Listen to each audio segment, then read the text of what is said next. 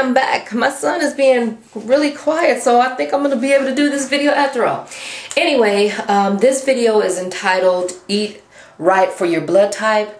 If you guys would, I just did a video prior to this. It's, let me take this robe off, I'm hot. It's entitled, well, it's going to be entitled, I'm uploading it now. I think I'm going to entitle my diet and a weight loss update.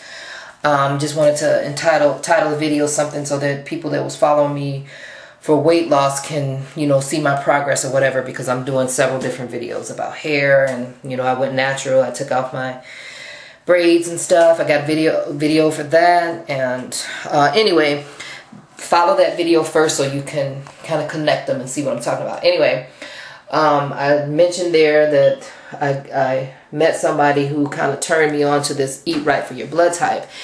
And I went on ahead and got the book and went and got my blood type taken again. And I also did the same thing for my son, because this has been really fascinating to me. Basically, this Dr. Peter J. D'Adamo, his father was doing this research on how people should eat certain foods according to their blood type. And you know, we all either, there's 4 blood types. There's blood type O, blood type A, blood type B, blood type AB. And O's are the first blood type. It stands for original. And then I guess, you know, started in Africa, and those people were mainly hunter-gatherers. And they ate mainly meats that they had to, you know, catch, and vegetables and stuff like that. So they're basically saying that their body can eat meat because that's what our ancestors have been doing. And then once they started to migrate and go into different countries and stuff like that, and they didn't have meat and stuff readily available, people started eating a more agrarian lifestyle, grains and stuff like that. And then he says that blood type A then came up on the scene, and then as they migrated on into different parts, then blood type B, and then blood type AB. So I mean, I found it really interesting, because I always wondered why. It's like I have a very slow metabolism, but I have a friend who's thin, and this girl ate more than I did. And yet I would gain weight and she would never gain weight.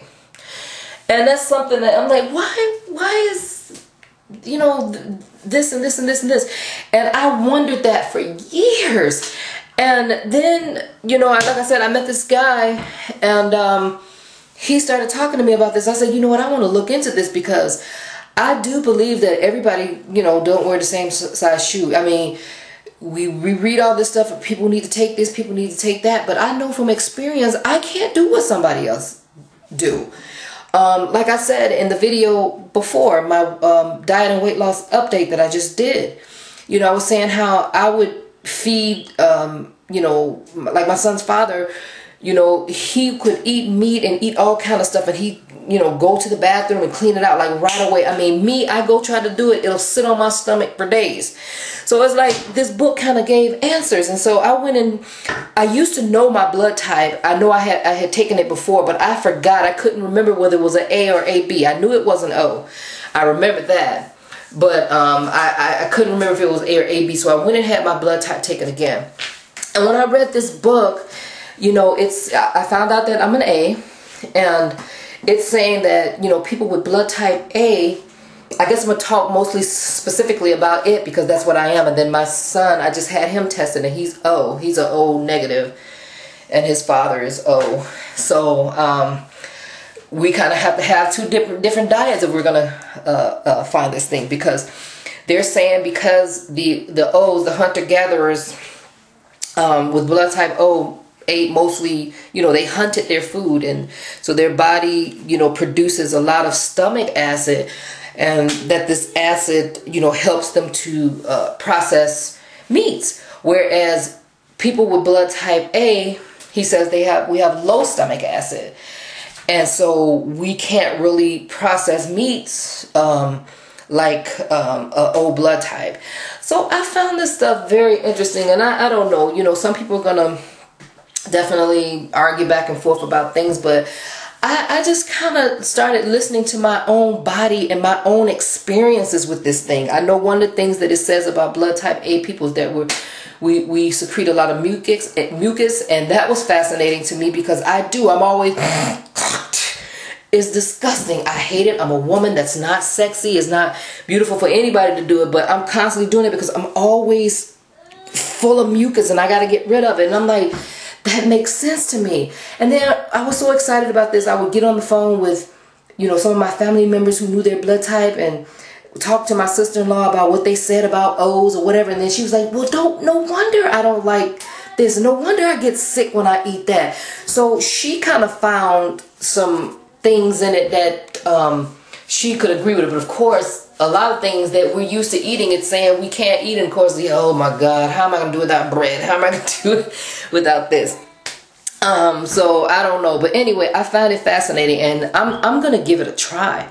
I'm going to give it a try because, you know, there's so many like opposing opinions about things. And sometimes, you know, you just got to go with your gut. It's like I said, through my own experience of being a vegetarian, of, you know, I've been on so many different diets.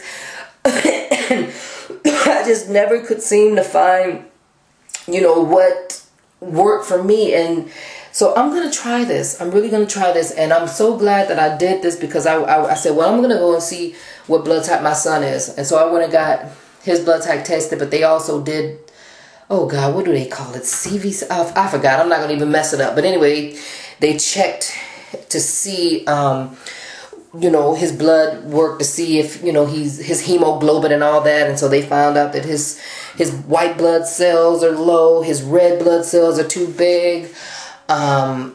His hemoglobin is not right where it's supposed to be. So he's got like an iron deficiency and stuff like that. And it doesn't surprise me at all because I try my best to get my son to eat vegetables and stuff, and he just won't do it. He'd rather go to bed hungry than eat a vegetable. So I'm trying to figure things out, like blending vegetables and pineapple together, and, you know, trying to get him on a, you know, I tried to get him them little gummy bear vitamins and stuff. He won't eat those. And so, you know, I'm really concerned about this and learning about the body. And, you know, I'm even going to probably get my cholesterol and lipids and all this stuff taken. I kind of have to pay for mine because, anyway, I don't even get on this insurance stuff, but I found a company where you can kind of pay for your own stuff. And if you're interested, I guess I can post some stuff about that a little bit later. But anyway, one of the things that I found so interesting is with my son, when he was diagnosed with autism, which I really don't think he's autistic. I think they just had to find something.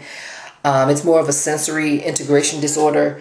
But hey, that's what they labeled it, so that's what I'm going with. But anyway, I started going to a Dan doctor because when I was living in Iowa, because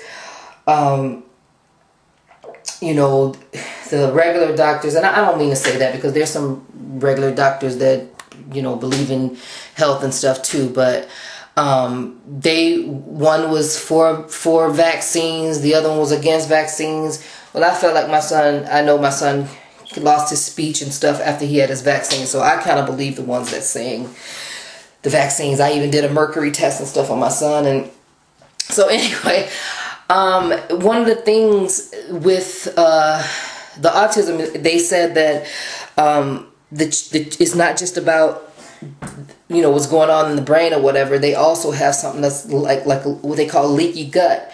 And I know my son used to be in the hospital all the time for stomach problems and stuff. And I found out he couldn't have dairy. He was, and so anyway, to make a long story short, they took him off wheat and they took him off dairy. So we had to do a gluten-free, which is wheat-free, casein-free, dairy-free diet for him for a while, and he immediately began to get better. He used to have just diarrhea real bad all the time, and now he's being hospitalized constantly lately for getting these ear infections. And they said he had what is it, not the flu, but oh God, I can't think. But anyway, whatever that thing is. I can't think. I'm sorry. But anyway, and then it's no surprise to me once I went and got his blood work done, you know, why he's getting sick. So a part of this, I mention all that because, you know, in this blood type thing, it's saying that O's, you know, a lot of, you know, African American O blood type people they can't process wheat and dairy. And it's so funny that you know, my son had to be taken off wheat and dairy just from the autism thing, but it's still, you know, in this book they're saying O's can't really have it. And so that's really making me think that there's something to it, because I keep seeing these links just from the experiences that we had, and I'm like connecting two and two together. And so I'm gonna go ahead and try it. I'm like, it's so funny because on my own, about 8 years ago, you know, I decided to be a vegetarian before I even knew about this stuff, because I would just get sick when I ate certain things. And now I'm back to eat, and it was so funny. Let me just tell you a quick story. It's like when I first met my son's father, I was a vegetarian, he was not. He would always try to impress me, taking me out to dinner and stuff, and I'm like, you know, I can't have this and I can't have that. And he would just get so mad and disappointed because he's trying to impress me and whatever. He's like, I can't take you nowhere. I don't know where to take you or whatever. Then eventually I started eating a meat again, and the reason why is because I was in college at the time, and before that I was, you know, it was a 2 household income, and I ended up going to college at my husband's request, and then we ended up divorcing, and it became a 1 income thing. And it was just, you know, we spent a lot of money on organic food, and I just could no longer afford it, and I had to kind of go eat with my family while I was trying to get through college, and they don't know what a vegetable or fruit is. So I just got tired of fighting with the boyfriend because he can't take me nowhere, and then plus I couldn't really buy it the way I wanted to. I was trying to finish out that semester. So anyway, I ended up eating meat again, and it's so funny that after I started eating meat, that same person that was sick of taking me to special restaurants and all this other stuff told me, you're mean now. He's like, you're mean. He's like, ever since you started eating meat, you just became mean. But you're the main one wanting me. Anyway, that was just a little funny story. So anyway, so I really find this interesting. So I'm going into it starting in January. I've already have been giving myself time to prepare as far as getting meals and stuff together, writing down, you know, how I want to feed my son, how I'm going to feed me, and you know, how am I going to get these vegetables and vitamins and stuff into him, you know, because I really want to be, you know, I'm thing that I keep complaining about all the time is energy. You know, I have this child with a sensory integration disorder, and he has to move around a lot. I'll even show you. He's in here jumping in the bed right now. Say hi, Darius. This boy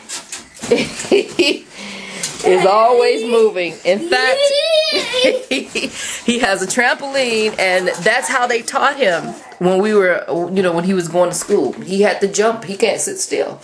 So I gotta chase him. I had him when I was 35 years old. I'm now 40. I gotta find 20 again, or else I'm not gonna be able to keep up with this kid. So I'm really excited about this. This is really, really, really, really interesting. The next thing I'm gonna do, you know, the guy taught me about alkaline water too. So I'm gonna get those alkaline strips and see just how acidic or alkaline I am. So anyway, that's it. I'm running out of time. I'm almost at my 15 minutes. So I hope I'll probably put this book up if you want to get it or whatever, but I don't know. I haven't been doing anything. Please don't, you know, I might not do anything until January. I'm waiting for my son to go back to school. First, I have to test this stuff and see if it works. Okay, I'm out of time. I'll see you guys later. Next video. Bye.